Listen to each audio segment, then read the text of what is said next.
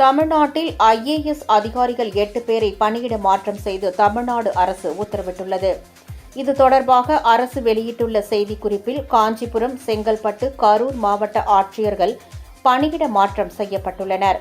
காஞ்சிபுரம் மாவட்ட ஆட்சியராக இருந்த கலைச்செல்வி பொருளியல் மற்றும் புள்ளியியல் இயக்குநராக நியமிக்கப்பட்டுள்ளார். பொருளியல், புள்ளியியல் கூடுதல் தலைமைச் செயலாளர் ஜெயா சிறப்பு முயற்சிகள் துறை கூடுதல் தலைமைச் செயலாளராக நியமிக்கப்பட்டுள்ளார்.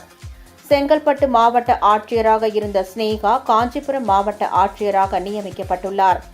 செங்கல்பட்டு சார் ஆட்சியராக இருந்த மாலதி ஹெலன் செங்கல்பட்டு மாவட்ட ஆட்சியராக நியமிக்கப்பட்டுள்ளார்.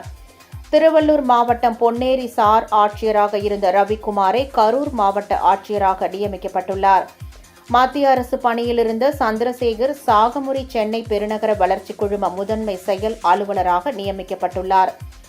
IAS அதிகாரியான சண்முக சுந்தரம் தமிழ்நாடு மாநில தேர்தல் ஆணைய செயலாளராக நியமிக்கப்பட்டுள்ளார். IAS அதிகாரியான பொன்மணி ஈரோடு வணிக வரி இணை ஆணையராக நியமிக்கப்பட்டுள்ளார்.